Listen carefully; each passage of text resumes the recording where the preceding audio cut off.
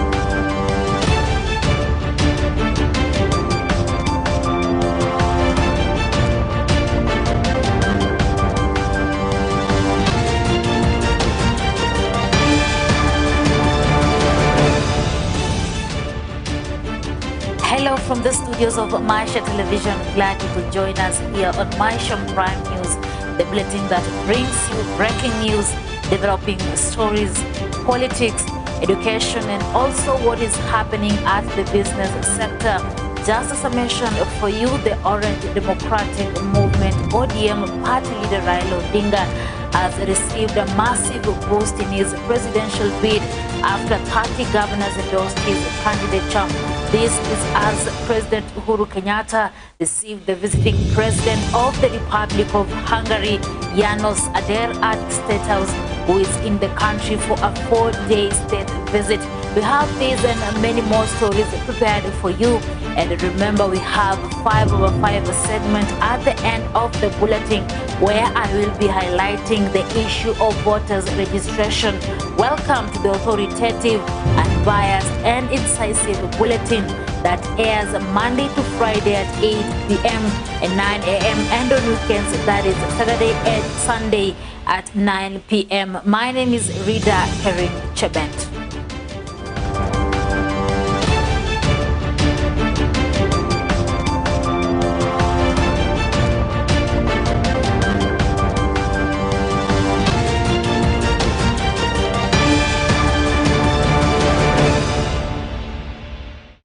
Welcome.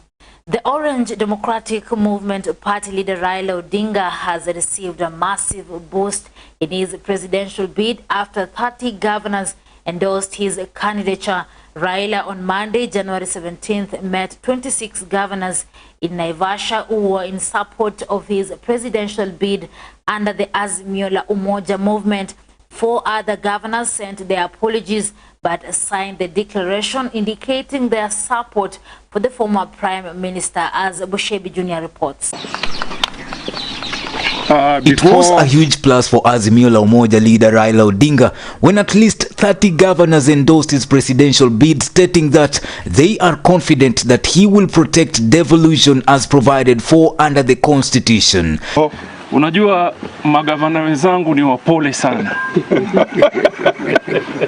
Ile kitu ambaye hajasema wazi ni kwamba tulipata habari kutoka duru za kuaminika kwamba mpango mmoja wa William Ruto ni kupiga vita ugatuzi. Na hii ndio sababu umeona magavana wasopungua 30 na wasokuwa hapa wamekuja kwa baba kwa hakikisho kwamba devolution is here to stay. Na hao unajua ni waungwana, lakini nataka niwaambie sisi tunajua ugatuzi sahihi kwa macho ya wenzetu uko na noma. Na tusipojipanga wataharibu progress ambayo tumepata hadi sasa. Ndio maana tunasema mtu yoyote ambaye ameona manufaa, amebadilisha maisha, ameona maendeleo, mionendo ya ugatuzi, then your vote must be for Raila Amolo. Speaking Odinga. after meeting in Naivasha on Monday, the county chiefs led by Council of Governors Chairman Martin Wambora and Nakuru Governor Lee Kinyanjui said they decided to support Odinga due to his role in championing the devolution agenda. Kitui Governor Charity Ngilu and her Kilifi counterpart Amason Kingi said the county chiefs have resolved to go out of their way to ensure Odinga is elected as the 5th president in the August 9th poll. To chance. The August election will determine whether a number of progressive steps made since 2010 will survive and take care of our children or not. We are convinced that Kenyans will be safe in the hands of His Excellency Raila Amolo. Hapa nikisimama, I want to confirm that Baba has followers everywhere, every corner of this country. And I'm happy that through Azimio, Baba now has converted the followers to be partners in this race. And we are together and we shall support Baba. We have committed ourselves to be the mobilizers for the campaigns for the Right Honorable Raila Amolo Odinga. There is no living person in Kenya or East Africa who has dedicated his services to liberate Kenya in the first and second liberation than Papa. There is no other candidate who has impressed the governors that devolution will live beyond even himself and beyond his period forever and ever. Kati ya wale ambao wanatafuta kiti cha urais, tofauti iko wazi. Mmoja ni mtu ambaye anaamini sana mfumo huu wa ugatuzi. Mwingine alijitokeza kimasomaso mwaka 2010 kupinga mfumo huu wa ugatuzi. Kwa hivyo Wakenya wameona manufaa makubwa wa mfumo huu, na bila shaka kati ya mikono ya watu hawa wawili, bila shaka ugatuzi uko katika mikono imara, katika mikono ya Mheshimiwa Raila Amolo Odinga. Gill warned there is a danger in electing Deputy President William Ruto as the next president, as he has always opposed the Kenyan constitution. Kenya will be in very safe hands with you. Anybody else pretending to want to take this country to the next level, I can only say I know. There is one person who over the years never supported the constitution. Not when we tried in 2005, not when we did it in 2010, and even now when we wanted to amend it in 2021. I mean, somebody must forever be always wanting to do things that are not right for this country. I want to ask Kenyans to be warned that there is a danger in electing one person, and that is William Samoei Ruto. Odinga on his part welcomed the endorsement and added that working together with governors will improve service delivery to citizens, as well as improve access to social amenities such as roads and supply of water. For accepting to host us here in this very, very nice environment. We have had opportunity to deliberate since last evening, and we have had very, very convivial conversation. Sasa hawa jamaa ambao ndio wako kwenye mstari wa mbele pale, they say where the rubber meets the road, because they are the ones who are down there with wananchi. Na tukiongea juu ya kuboresha hali ya maisha ya watu wetu, chombo ya kwanza kabisa ni ugatuzi. Na vile mnavyojua, ugatuzi ilikuwa na maadui wengi zaidi. Kuna wale wengi ya watu ambao hawaamini ugatuzi inaweza kusaidia watu wetu. Wanataka kurudisha huko nyuma. Sisi tuelekea Canaan, wataka kurudisha sisi Misri. Tunasema la, mpaka tuendelee mbele. Tukiongea juu ya uchumi mashinani ni ugatuzi. Kuongea juu ya kuboresha hali ya kilimo katika taifa letu, miundo msingi. Tukiongea juu ya mambo ya maji, mambo ya stima, biashara, afya, elimu, kila kitu ni kule chini. The governors were in a meeting with Raila at Enashipai Resort and Spa Hotel in Naivasha for Azimio la Umoja Consultative Forum. Raila was accompanied by Governors Lee Kinyanjui of Nakuru, Charity Ngilo of Kitui, Wycliffe Oparanya of Kakamega, and Martin Wambora from Embu, among others. The meeting in Naivasha comes 2 days after Raila launched his presidential campaign in Thika on Saturday, where he was endorsed by a section of Kiambu elected leaders. Reporting for Maisha Prime, Maisha Television, Ambusha Bijonia. Well, moving on, the long-distance truck drivers along the Northern Corridor Highway have blamed the slow COVID-19 testing at Malaba border for the persistent traffic snarl-up being witnessed. The huge snarl-up has cut across 3 western counties of Busia, Bungoma, and a part of Kakamega counties, stretching for about 80 kilometers up to Luandeti. The traffic jam has persisted despite last week's decision by the Ugandan government to suspend a COVID-19 testing fee of 3,600 Kenyan shillings. Uganda had introduced the fee in late December for all truckers passing through Malaba border. The truckers who spoke to Maisha television say that they were more health officials deployed on the Kenyan side of the border to conduct rapid COVID-19 tests on the truck drivers crossing into Uganda. The jam that has now stretched for about 80 kilometers is now in its third week, yet to know that it will soon be over after the Ugandan government agreed to heed on their demands. Mimi ndo na mwenye gari hili na magari haya wote wenzangu hawa Alkamar kampuni. Sisi mzigo tuwapeleka Kampala. Mzigo tunaupeleka Kampala. Lakini leo tuna siku 10 tuko hapa. Hatuwezi kwenda mbele, hatuwezi kurudi nyuma. Tumepawa allowance, alhamdulillah tunashukuru. Lakini allowance imekwisha. Allowance hii ya siku 7 kwenda na kurudi. Leo hatuna chochote, tuko wazi. Mahali ya kuoga mimi nadhani siku 10 nimeoga 1 day. Nasema ukweli. Na kukula pesa imeniishia hivyo niko tayari.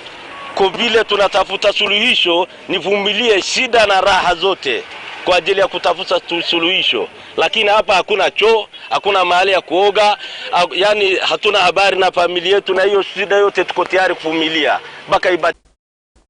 The Independent Electoral and Boundaries Commission, IEBC, has begun the second phase of the enhanced continuous voters registration and diaspora voter registration. The exercise, which begins on a Monday until February 6th, comes after the Commission failed to meet its target of registering 4.5 million after registering 800,462,000 new voters. The voter registration apathy is a growing concern, particularly after the Commission failed to meet its target in the last registration. Here is the full story. The Independent Electoral and Boundaries Commission, IEBC, has rolled out the second and the last phase of the enhanced voter registration before the 2022 general election. Today, the 17th of January 2022, marks the beginning of the second and final phase of the enhanced continuous voter registration exercise in preparation for the 9th of August 2022 general elections. The registration will run for the next 21 days and close on the 6th of February 2022 in all the 1,450 county assembly wards across the country, institutions of higher learning and Huduma centers countrywide. Dear Kenyans, we have an opportunity to register as voters, transfer registration and change particulars of registration. The exercise, which began on Monday 17th, will run till February 6th. This comes after the Commission failed to meet its target of registering 6 million voters. But we are targeting a very large number. We are targeting, as a county, we are targeting 110,684, and for Sonar West, we are targeting 7,650, so that we can register.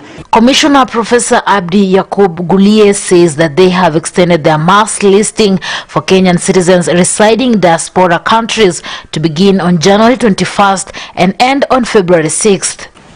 Tunaendeleza kampeni ya kuhamasisha vijana wetu wajitokeze kwa wingi wapate kujisajili, manake bila wao kupiga kura uongozi hatuwezi kubadilisha. Hatuwezi ikawa kila siku sisi tunalalamika na uongozi na sisi tumekaa majumbani na maskani bila kupiga kura. Ningependelea kutoa message kwa watu wote, mkiwa na ndugu vijana na nani, wahamasisheni watoe kura. Kumake kura ndo silaha yao. Silaha yako ambayo maisha yako ya mbele kubadilisha uongozi. Kura yako ndo sauti yako. Na musife moyo, musiseme kuwa kila siku mnatumiwa na wanasiasa. Safari tumejitokeza, tunataka kubadilisha uongozi. Maisha yetu ni mwenye kufoteli, maisha yote ni mtu hokas, lakini hawa watu hawahusiani na maisha yetu kabisa. Na sisi ndio inazungumziwa tu watu 4 peke yake katika maisha yetu. Tunataka sasa tuhamasishe vijana wawe watapiga kura, wachague mtu wanayemtaka wao, sio mtu anayewataka wao. Commissioner Gulie further highlighted the growing concern of voter registration apathy in the nation, stating that they have set up plans to conduct voter education. Tunataka kuomba wa Kenya wale hawajachukua ID card, wale ambao walikuwa wameapply, waangalie kwa chief yako wiki hii na wabunge wote watasukuma kadi iweze kufika mashinani ndio tuweze kuchukua kura. Kura itachukuliwa kwa siku 30 na tuwaomba Wakenya wale hawajachukua kura wachukue kura. Maana kama hujachukua kura bado utasaidia nchi hii na utasaidia demokrasia na wewe ndio utakuwa unasababisha uongozi mbaya. Lakini kila Mkenya akiwa na kura, Kenya itasonga mbele. Kwa hiyo naomba Wakenya wachukue kura, wachukue kura. The commission targets 4.5 million new eligible voters in the 3-week exercise and anticipates 25.6 million voters will take part in the August polls. For Maisha Prime News, Maisha Television, I'm Rida Kering Chebet. Pressure continues to mount on Amani National Congress party leader Musalia Mudavadi to declare his political stand and his support for the One Kenya Alliance. OCA Mavoko Member of Parliament Patrick Makau says the ANC leader should come out clearly and tell Kenyans whether he is in OCA or Deputy President William Ruto's UDA. This comes after the ANC leader skipped the OCA principals meeting in Naivasha on Friday.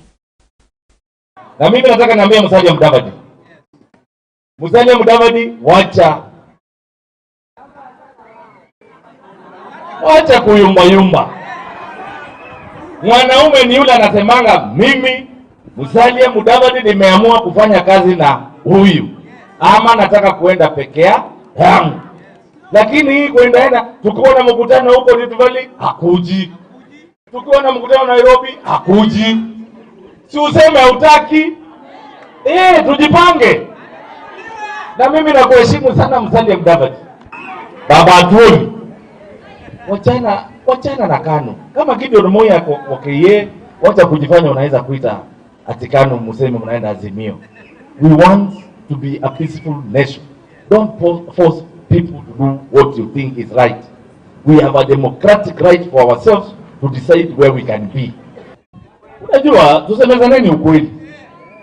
Mimi nionyeshwe tu bodaboda moja Nairobi Sako ambayo UDA wamewapatia kitu wakasonga mbele.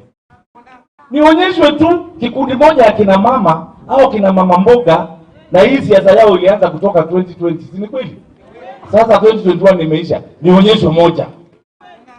Hii maneno ya kuambiwa tunaenda Canaan alafu tunaambiwa tulipata mamba katikati.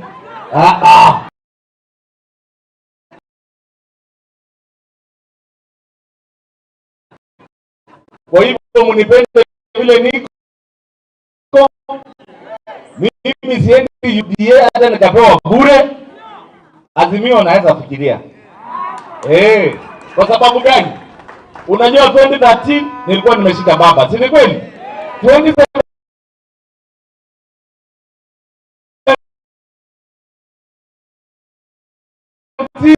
nilikuwa naimba hapa Tialala TV. Tukapatia baba.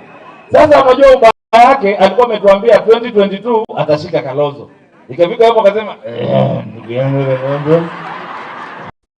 The family from Lureko village in Western Mumias constituency are left in mourning after the body of their third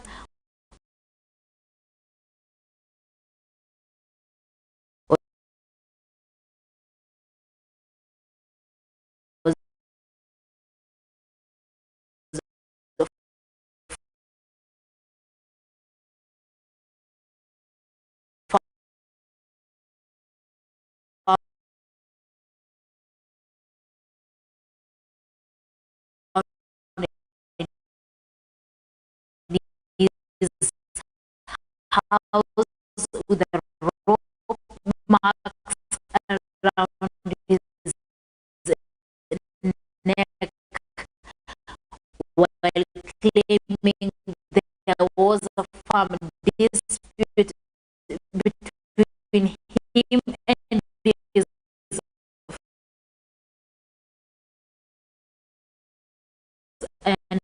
and brother. His father's brother. Philip's view brings us more on this.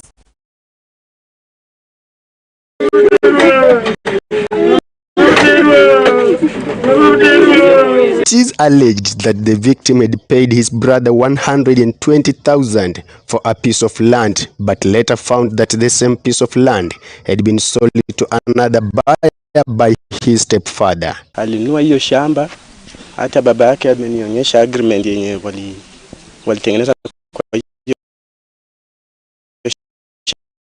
shamba, alipeana 120,000. Kununua hiyo shamba juu yeye pia alikuwa na mtoto, ila anunua hiyo shamba mtoto wake anaweza ishi hapo na yeye mwenyewe. Na kama ugovi umetokea kwa hiyo shamba juu hiyo shamba yake, kuna mwingine alikuwa amenunua pale na yeye huku chini. Sasa mwenye alikuwa amenunua kwa shamba kama baba yake mkubwa akajumlisha hiyo shamba yote. According to his mother Agnes Mukuyu, his wife left home leaving him with nothing to live for. Baba yangu ameninyang'anya shamba. Huyo pia ni shemeji yangu. Baba yangu amenyang'anya shamba. Tena bibi yangu ameenda. Sasa kitu kilioko, sitaki kuishi kwa hii dunia. According to investigation and how the body was found, it is enlightened that the king had struggled for himself, as there was no sign of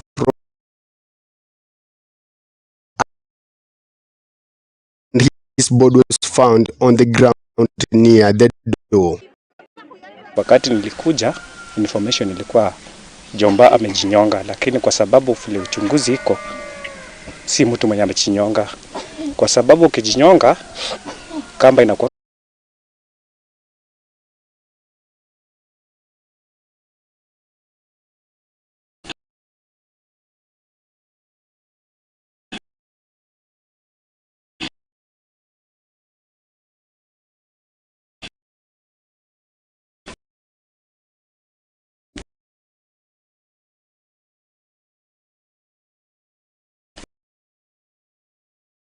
wakati niliingia kwa nyumba nilipata Jomba kama amelala chini na kuwa na sign yote hata ya kamba.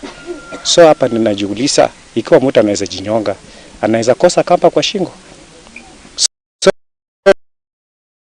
ni kama wakati walikuwa na ugomvi wa shamba, ni kama watu wanafuatilia. Confirming the incident, Lureko Chief Leo Wesonga said that investigation had commenced over the matter.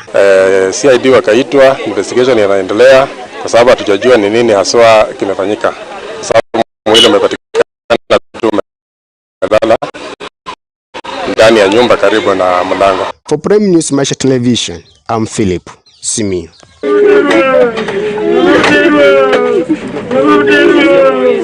President Uhuru Kenyatta on Monday said that Kenya is ready to establish a diplomatic mission in Hungary's capital, Budapest. Speaking after bilateral talks with the visiting Hungarian President János Ader, Uhuru said the embassy will be established at the earliest opportunity to increase presence in Europe. The president added that Kenya is particularly keen on creating more collaborations between its vibrant private sector and their Hungarian counterparts as an avenue of fully exploiting the immense potential for trade and investment that exists between the two countries. Uhuru noted that collaborations between the two countries are built on trade, investment, and development. Let's have a look.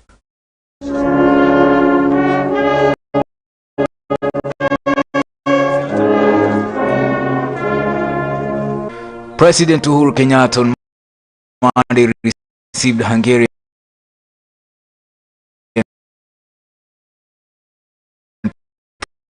President János Ader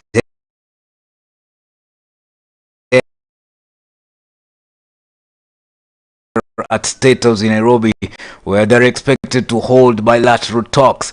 President Ader was welcomed by the president and accorded an elaborate state reception that included a guard of honor mounted by a detachment of the Kenya Air Force and a 21-gun salute.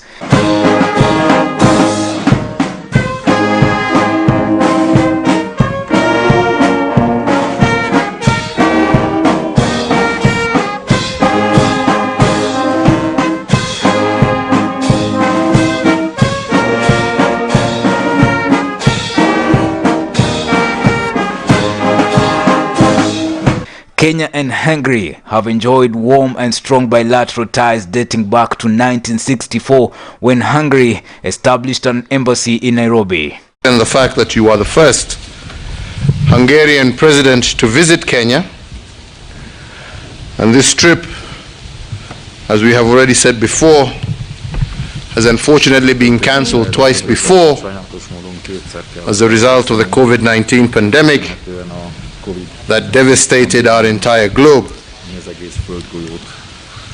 This visit has given the two of us an opportunity to renew and strengthen the long-standing bilateral relations between Kenya and Hungary, a relationship that was established when Hungary became the sixth nation to establish a diplomatic mission in Kenya shortly after our independence in 1964.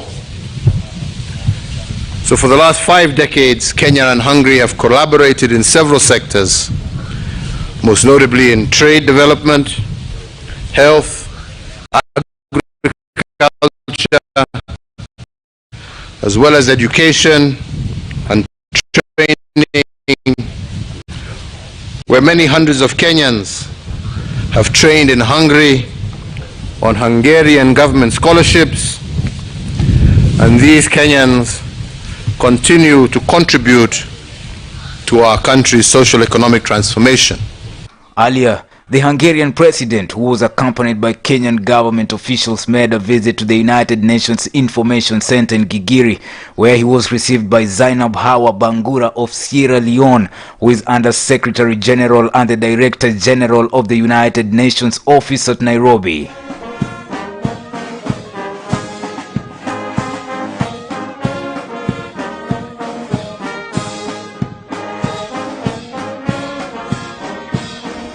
On arrival, President Adair planted a tree and was also introduced to representatives of senior heads at the United Nations Human Settlements Program and the United Nations Environment Program UNEP, thereafter signing the visitor's book. He was also given a tour of the complex. Distinguished President, néhány napig, ahol az elmúlt 70 évben a függetlenné válás óta 9-szeresére nőtt a népesség. We are being hosted in a country where the population has increased 9-fold since its independence 70 years ago.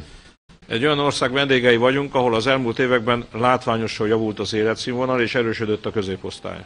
Where you have seen a spectacular rise in the quality of life and in the strengthening. President Adair is on an extended tour in Africa and who will also visit Ghana, where he will view a sewage treatment plant in Kumasi which employs Hungarian technology.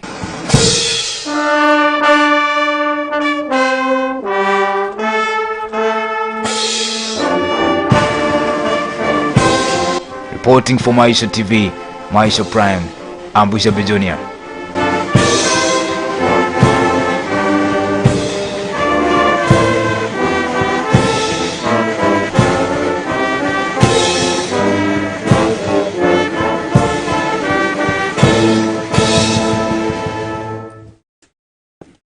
Well, all right, I'm taking a short commercial break. I'll be back with more news. Stay tuned.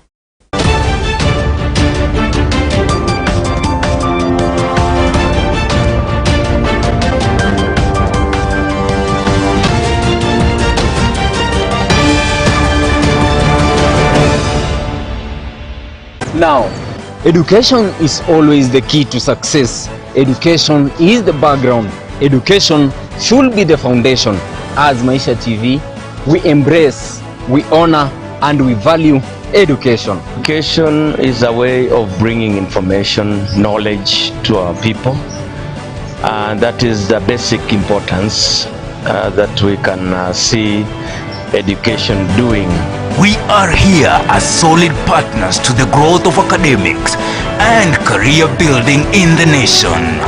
It is all here on your fastest growing TV station, Maisha TV, where you choose it, watch it, and love it.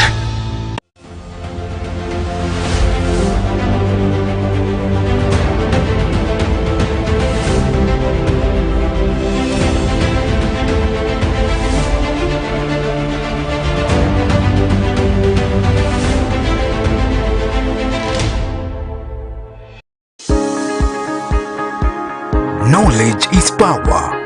Information is liberating. Education is the premise of progress in every society, in every family.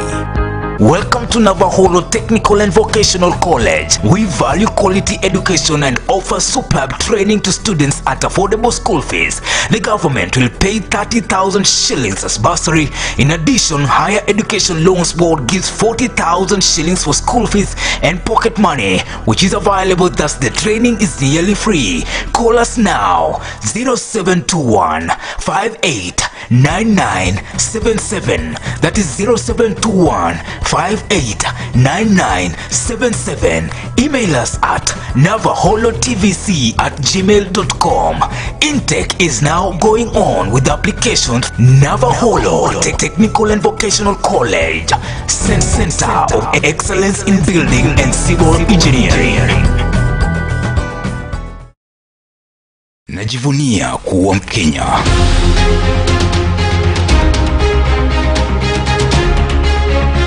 Na ninajali matukio yanayojiri nchini Kenya na ulimwengu mzima. Natazama runinga ya Maisha ili nipate habari kamili. Naichagua, naitazama na ninaipenda. Maisha TV ni bora.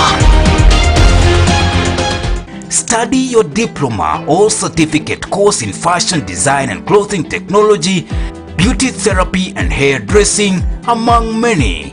Our ICT department gives competitive courses guaranteeing both employment and self-employment through study of diploma in computer science, ICT, certificate in information technology, computer packages, and many more.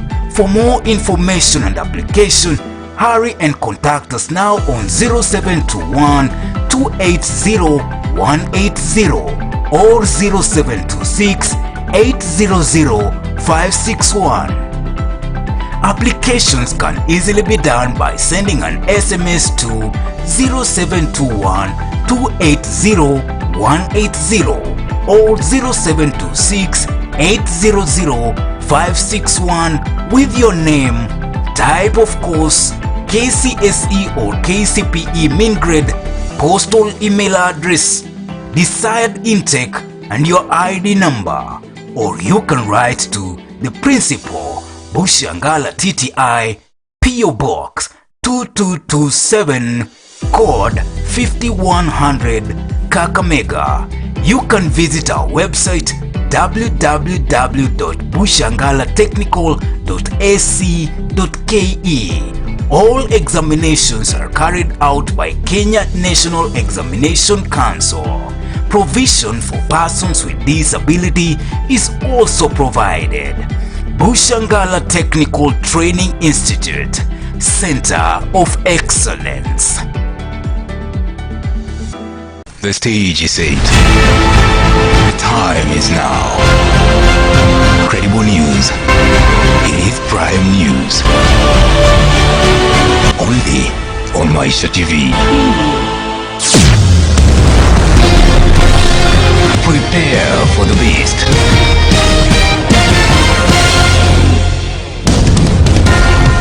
Informative, authoritative, unbiased. Welcome to Maisha News.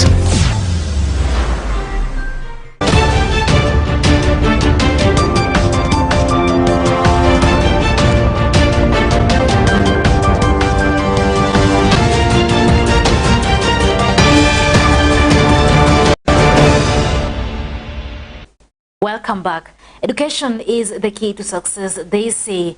Here on Maisha TV, we highlight issues affecting institutions, their achievements, and their projections in performance. Millicent Makoha gives us today's education story. The clergy play an important role in the society, especially in nurturing the community. Church offers sponsorship for the schools, hospital, among other social amenities. Light World Julie Academy Mixed Secondary School, located in Mias East Sub-County in Kakamega County, is one of the mission schools started by Reverend James Kim of Light World Mission Kenya in 20 2015. As Luke Anami, the school director, narrates. My name is Mr. Luke Anam, the sitting school director of Light World Jewel High School. Light World Jewel High School is a mission sponsored, church-sponsored school. It is sponsored by Light World Mission of Kenya, and the school was started in the year 2015 by a missionary from South Korea. He is now the late Reverend James Dr. Suksukim, who passed on in the year 2016. But we thank God because of his life, because through him this school was built. So Light World Jewel High School is a mixed boarding day and mixed boarding school, and also it's also a day. We have day scholars. The school is situated in Mumias East sub-county, that is in Kakamega County, Mumias East sub-county, at a place called Indangalasia. The late founder founded this school. His vision was actually to help the vulnerable children in the society, and especially pastors' children, because as you know, most of the times pastors are always busy preaching the gospel and they forget about their children, or maybe sometimes because of economic hardships they are not able to take the children to school. So in the last 3 KCSE exams, the school has posted good performance. This is due to the great work done by the teaching staff. We have a lot of emphasis on good performance from the students. And so far as, I don't know if you have looked at our performance, our mean score has been in the range of 4.0, because we have done exams for the last 3 years. The first one was 3.52, the second one 4.0, and then the third one also 4.0. The school principal has assured the Light Julie Academy Secondary School community excellence performance in the coming 4th March KCSE exam. We are trying all that we can to ensure that we impart knowledge in these students. The population has been low, but it is coming up with time. And we have a mixed breed of students. We have boys and girls, and we also have boarding and day facilities. We are hoping that this year we are going to increase that to 5.2. And the subsequent years will also be increasing in terms of performance. Fee is pocket friendly because we charge 25,000 for boarders. For the day scholars, we are charging 9,000, same with public schools. We have also employed a matron, a school matron, who is taking care of the girls, and also on the side of boys, all our teachers are staying within the schools. Mr. Anami has urged the national government to also give sponsorship to private learning institutions, as they all offer quality education as the public institution. So I would want to take this chance to also share some of the challenges that we are facing as a school since the school began. Number one is textbooks. As you know, the sponsors cannot offer everything, but we are trying. So we also have a challenge of textbooks. We have a few, but we also pray and request the government, especially the Ministry of Education, they can also consider us by at least helping us get more textbooks and learning materials, and pray that the government will consider also encouraging students to join private schools, because we believe that we are also stakeholders in education, because we are also helping students who maybe some couldn't have joined high schools, but now we give them a chance. I also want to say that we not only stress much on fees, especially most of our students, they pay fees in installments like 1,000. Whatever they bring, we don't chase them away, because at the end of the day we are not just after money, because we are not that business oriented. we help after helping with the Kenyan child. So we'll say that private schools also should be given the chance also to receive students. Like our school, I told you, we believe we have the capacity to hold over 300 students. The director has appreciated the Light World Mission Kenya Church for nurturing the students. This is a school that is really out to nurture students, not just only academically, but one of our core values is to raise morally, spiritually, physically, intellectually, all around holistic education. So we base a lot on bringing these students to know God and to fear God, because we believe that if we raise students who fear God, then even there can be minimal or no student arrest in schools, like, banning of schools when the students indulge in smoking, abusing drugs and other things. So we really encourage our students with the word of God. I would say it's well established because the sponsors actually built the school well. For Maisha Education segment, Maisha Television, I'm Millicent Makoha. Thank you so much, Millicent, for that incisive segment. And now let's shift focus to our daily feature, My Hustle, My Story, My Life by Jennifer Okonga.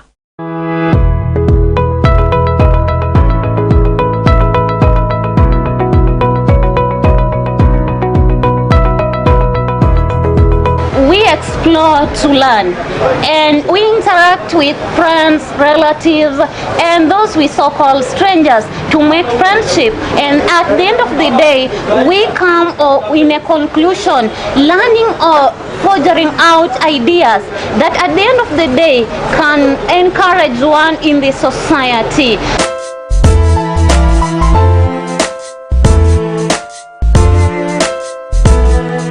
On my tour in Bungoma town along Moy Street, I had a chance to meet one of my friends who welcomes me in his office.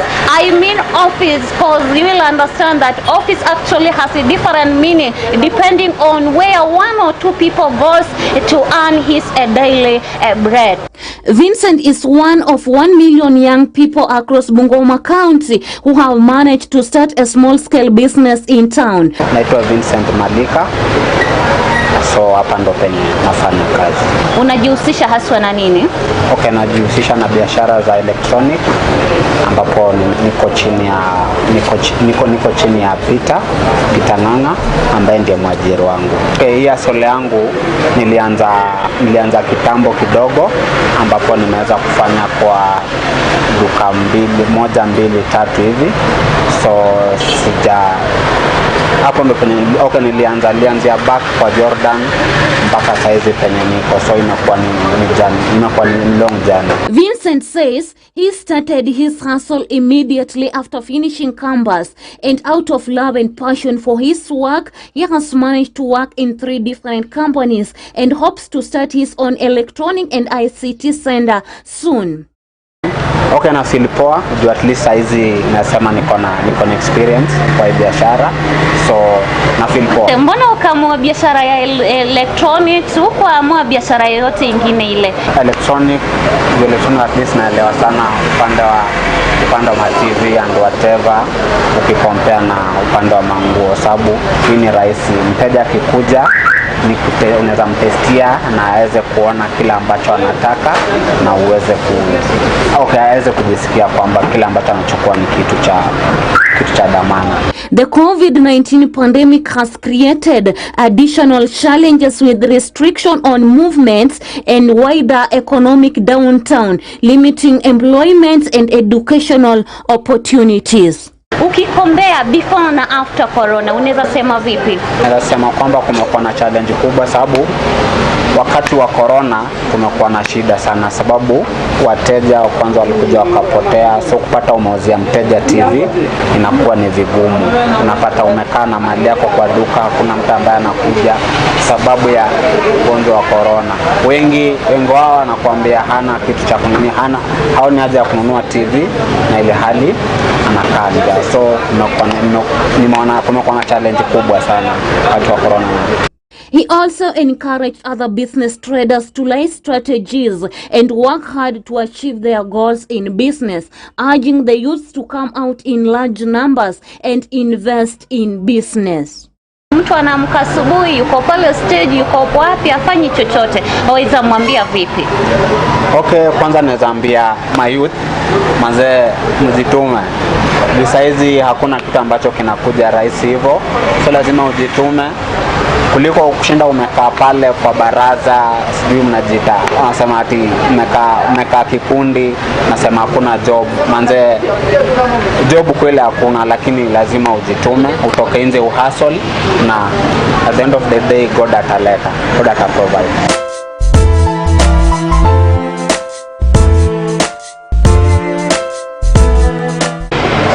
Nimekupa milioni moja kwa sasa, waweza ifanya nini ama waweza itumia vipi? Kwanza hiyo milioni moja, hiyo pesa kwangu ni pesa mingi sana. So the only thing naweza fanya na hiyo milioni moja, kwanza nitaanza biashara yangu juu niko na experience kwa hii safari ya electronics, so niko na experience, so nitaweza anzisha duka yangu pale, alafu niweze kuweka vitu moja mbili tatu ambazo nitajiendelesha nazo kutoka na hii milioni moja. For Maisha Hustle segment, Maisha Television, I'm Jennifer Okonga. Now to our news segment 5/5. Kenyans have had an history of shunning important public exercises. Typical examples are the Huduma number registration and the voter registration exercise for 2022 election. The previous Voters Registration Electoral Commission (IEBC) aimed to enroll 6 million new voters in the mass registration drive, but it failed dismally to meet this target. When IEBC launched its mass voter registration exercise on October 4th, it always expected that reaching its target of registering 6 million new voters in a month will not be challenging. But on the eve of its November 2nd deadline, the Independent Electoral and Boundaries Commission (IEBC) seemed shocked by the dismally low number of new registrations. Take Kenya's coastal city of Mombasa, for example. Out of 190,237 potential new voters, a paltry 4,486 enrolled during the first 2 weeks of the drive. That's less than 2%. The rest of the country, including the capital Nairobi, had a similar meager registration rates.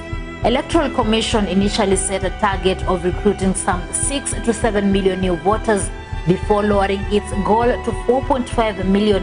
But even that figure won't be met because young people don't see the motivation. We have even seen some young people demanding cash handouts before registering as new voters. Well, on Monday, the IEBC started the second and the last phase of continuous mass voter registration exercise across the country before the 2022 general elections. The Commission is hopeful of clinching the 4.5 million target in the second phase, which ends on February 6th. To the youths and any eligible Kenyan who has not registered as a voter, don't wait till the rush hour. Your vote is your voice. That was our Prime 5/5 with me, Rida Kering Chebet, and that marks the end of the comprehensive and authoritative bulletin Maisha Prime News.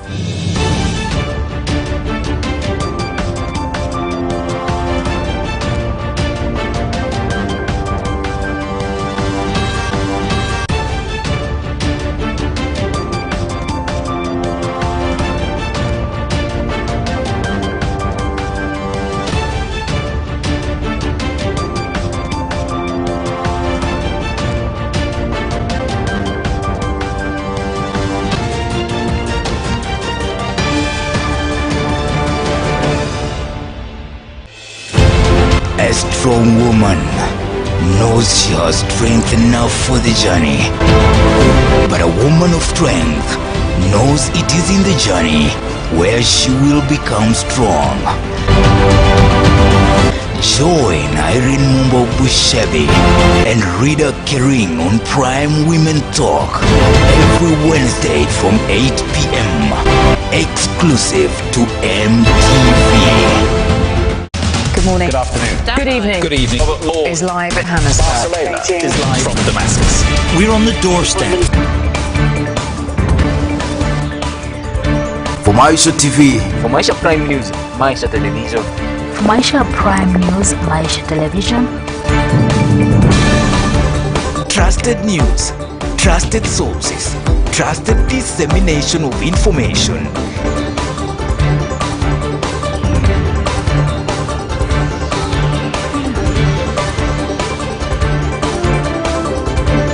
Protect by all available means our territory. Parliament must be careful. Maisha Prime News, Monday to Friday at 8 p.m. Trusted, unbiased, authoritative. The stage is set. The time is now. Credible news. It is Prime News. Only on Maisha TV. Prepare for the beast. Informative,